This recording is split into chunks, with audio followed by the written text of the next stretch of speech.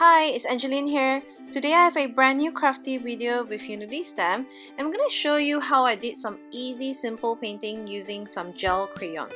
So first, I've already stamped this moon and sentiment on some cardstock, and I'm grabbing the Creative Devotion gel crayons by American Crafts, and these are also pretty because they are so pastely, and it's kind of like a chapstick. You just twist the end and it comes up, and you just twist it back in to get where you want it to be, and you just start painting.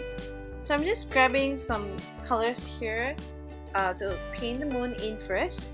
These are water soluble gel crayons, so after I paint them in, I'm going to use a water paintbrush to just blend all the colors in.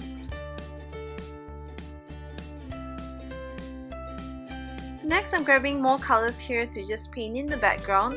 I don't think there's any wrong colors here to go because the entire set is so pretty, so whatever colors that you mix is going to go well together. So what I noticed is when I started blending, it didn't blend like really well.